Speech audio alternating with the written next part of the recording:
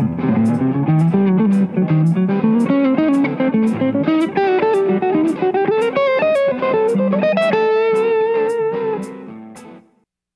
I'm Andy Aledort. In this edition of In Deep, we're going to be looking at soloing.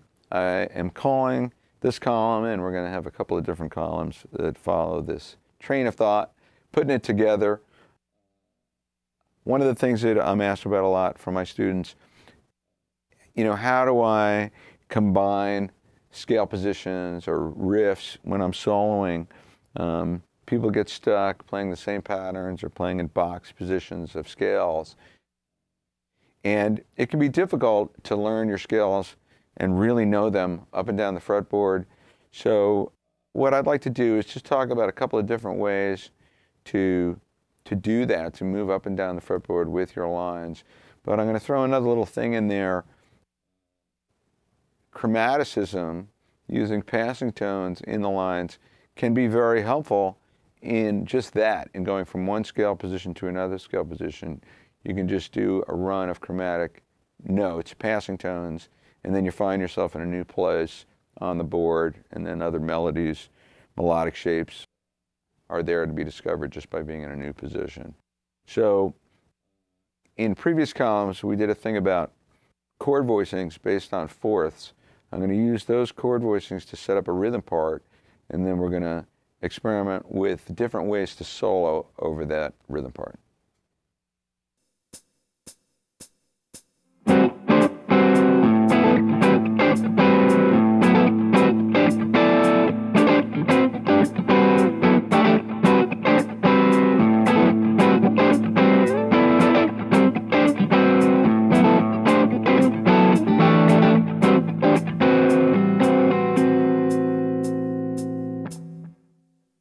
All right, so this little rhythm part,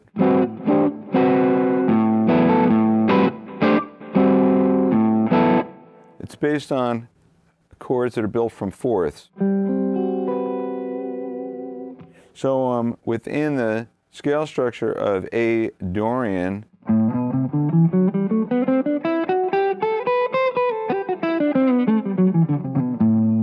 so this first chord, this isn't really a fourth, to be honest. Well, here's a fourth.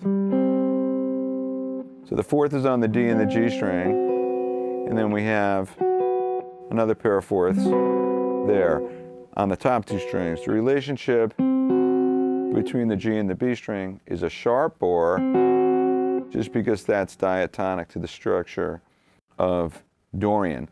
So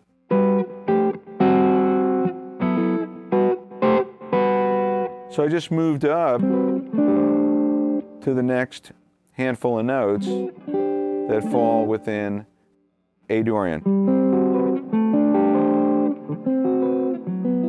And then I moved down. So those were my three main voicings.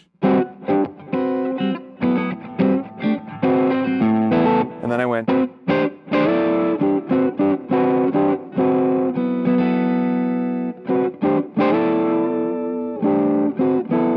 So use that too.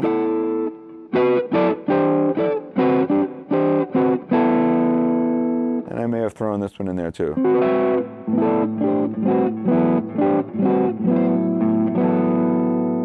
So let's use this rhythm part, and I'm going to solo using A Dorian, but find ways to use chromatics as well to connect different scale positions.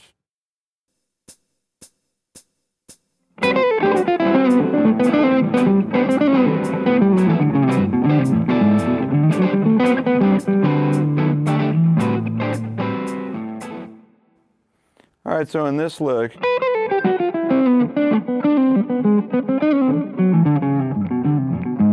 something like that. I started with this,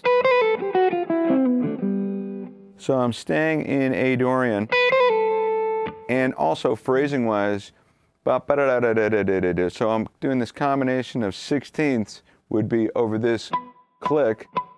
Sixteenths are da-da-da-da-da-da-da-da-da-da. So that's the basic rhythm.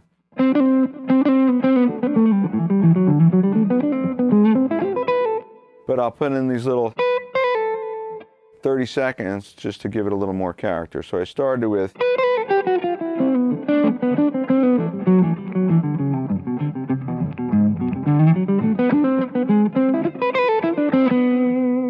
that 30-second, and then here's the chromaticism.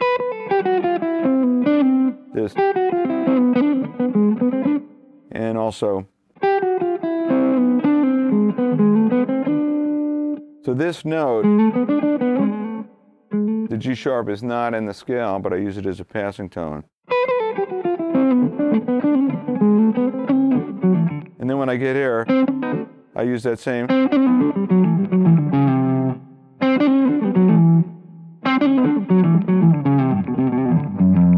So,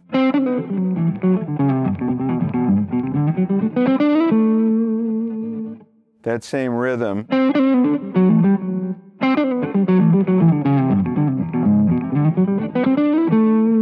And when I get down here,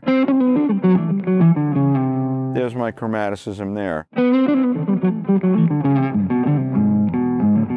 And that same G sharp passing tone. And I just went straight up.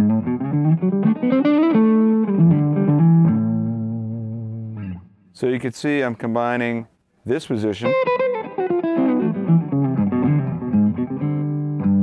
and then all the way down there. All right, here's another example.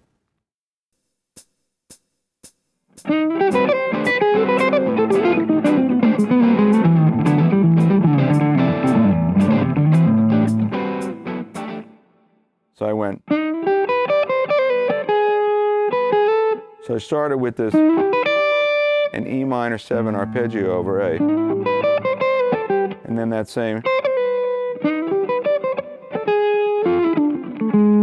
And then I got into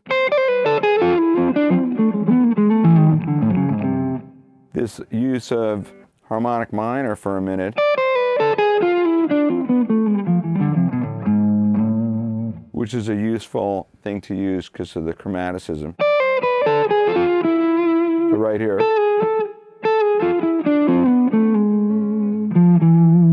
you got notes half steps apart there.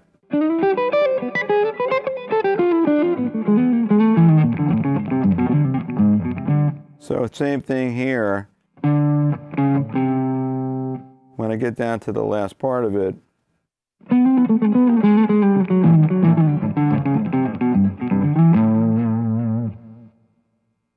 so here,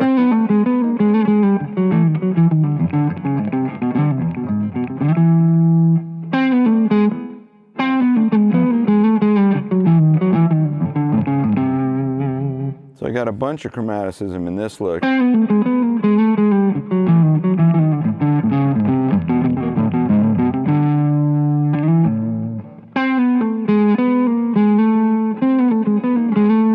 Some people call this a surrounding note figure because I want to get back to my root note. So I play around the note.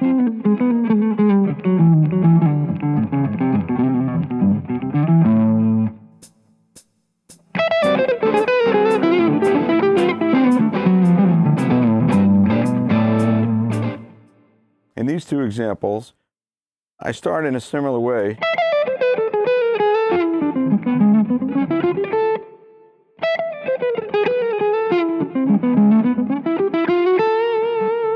So I'm using chromaticism.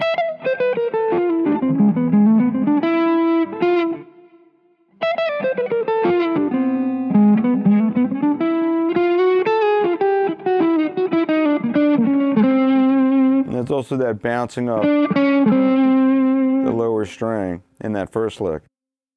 So in that second one, I found a different way to work myself down the fretboard using chromaticism, but roughly staying within A Dorian.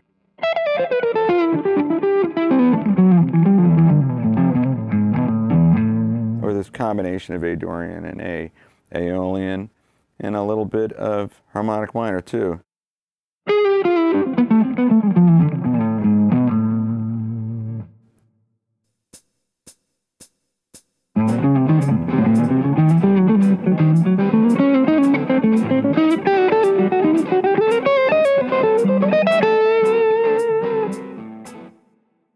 this lick is based on symmetrical diminished.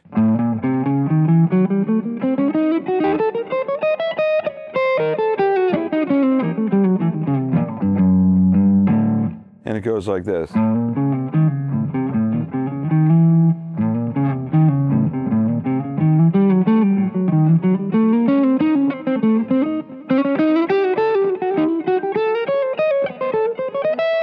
So you can see it's a pattern.